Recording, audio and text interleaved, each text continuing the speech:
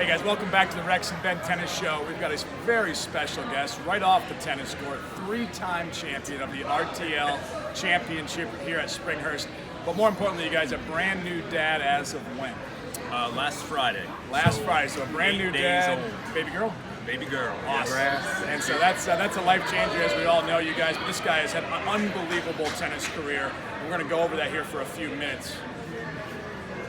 Eric, you've been inspiration to a lot of people in the community. I remember hearing stories from you.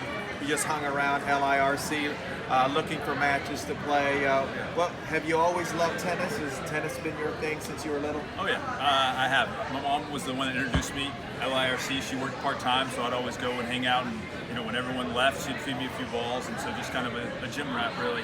And I always loved it. Loved watching, imitating guys on TV, and grew up an erotic fan, a Leighton Hewitt fan, Pete Sampras, Agassi, that era.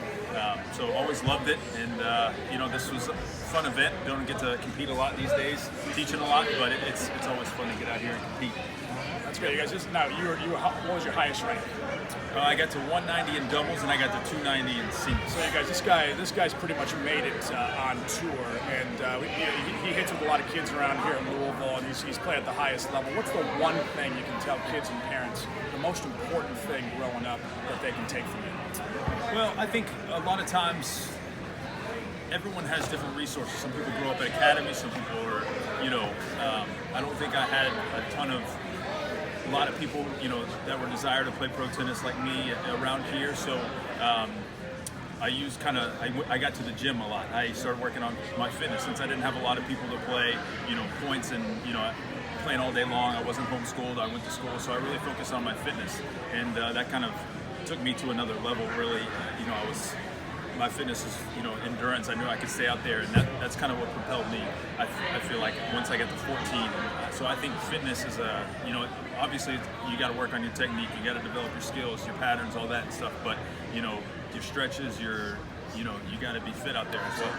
Absolutely. Eric, when did you know you were going to be a pretty good player? Obviously, your mom was working at LIRC. You're just out there hanging with mom and filling in if somebody didn't show up for doubles. But when did you know, like, hey, I could be pretty daggone good at the sport?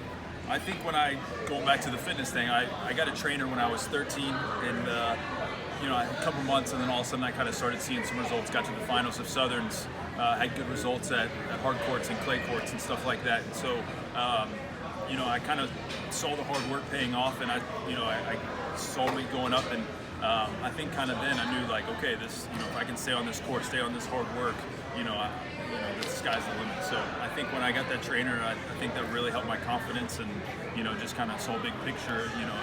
Hard work does pay off, and if you just keep going, make steady progress, it works. Absolutely, you guys. And he had unbelievable college career as well. I think three-time All-American. How many? Five. Great, that was close. Five-time All-American, you guys. And again, now that's the ultimate for a lot of us, right? Is playing Division I college tennis. And I want him to speak on just his experience at the University of Kentucky, because he got to the highest level, but a lot of us will never get there. I'm telling you guys, it's so much different than junior tennis, and I want him to just kind of tell you the difference between junior tennis and what college tennis kind of gives you. Well, I think one of the greatest things that I loved about college tennis is I loved all my teammates, all my coaches.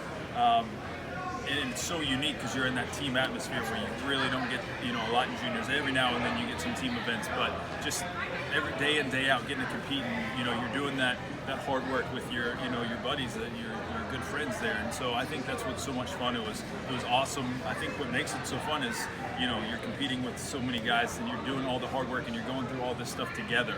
And I think that's what makes it turns an individual sport, you guys, into a team sport for 4 years, which we don't get to experience a whole lot. And it really makes, as Coach over here knows for 30 years, you guys, it makes it so much fun. And that's what a lot of you guys have to look forward to. Absolutely. Q, what's the difference? You're the winningest player in UK history, winningest player in NCAA history, finals of the NCAA championship. We go on and on. It's like a scroll of your. But what is the difference when you hit the pinnacle of college, then you went to the tour? What was that difference? Well, college, everyone's good, but everyone's really good in the pros. I think for me, I got stuck in, I had good results, but I think the confidence. I think confidence is huge.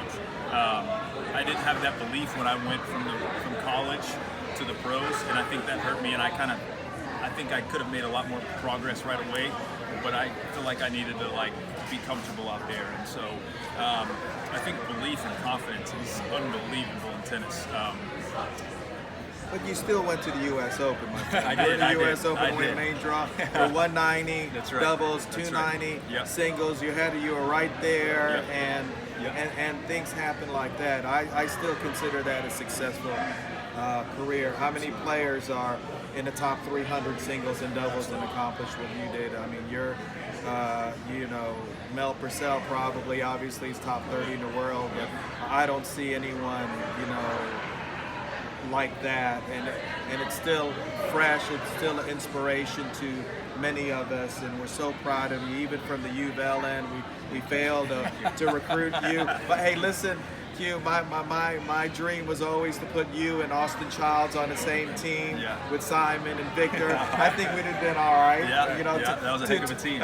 Two NCAA finalists would have been on the same team. That's true. But That's true. I'll let Ben give you the last question, but it's been a pleasure. Yes. So proud he wins his first title as a father. That's awesome. Right. But you guys, he actually said something that was great for all you players out there that are watching this. You guys, you wouldn't know any difference between watching Roger Federer hit a tennis ball and this guy. But what did he say? It's a confidence thing, you guys. Roger Federer steps on the court, and I always said he's up 3-0 before he hits a ball, based off of what he is. And you guys can take that away from into your junior tennis, whatever it is. You guys got to have that confidence. And you guys, a lot of that comes from fitness or whatever it is. He talked about fitness. That gave him the confidence to go out there on the tennis court. And I just want him to speak on that. The confidence. He was the best player in college, and all of a sudden he hit a new level. And for whatever reason, he lost a little confidence. He had no reason to do that, but it's kind of going to that next level, you guys. And it happens. How did you regain your confidence to kind of get back to where you thought you belonged? Well, just being out there, having some good results after a while, and realizing, okay, I can hang with these guys, and just kind of sense of belonging and being out there. And I think after a while, I realized just the preparation going into it is really important. Preparation. It's a going full-time into job, right? Absolutely. It's just it is a full-time. Yeah. So there's a lot that goes into it. You got to love to travel. You got to love, to work. Work day in, day out, preparation going in every match. But there's a lot of things that go into it. But yeah, just kind of being out there in that sense of, feeling comfortable and getting some wins, and just kind of a snowball effect. You guys, you junior tennis players out there that are going to listen to this, you guys listen to that, because you guys can do the exact same thing in your Southerns, your national tournaments. You guys prepare.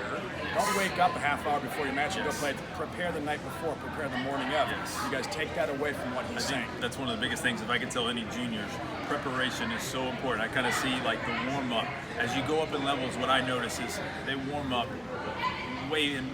A junior tournament, you go, they're an hour before the match, warm up a little bit, sometimes maybe 30 minutes, and they basically go to the practice court. As you go up in levels, I notice how earlier they warm up. So they make sure so they can get their full routine in case something happens, the match before them finishes real quick. Oh shoot, I can't finish my warm up, and then everything's thrown off schedule.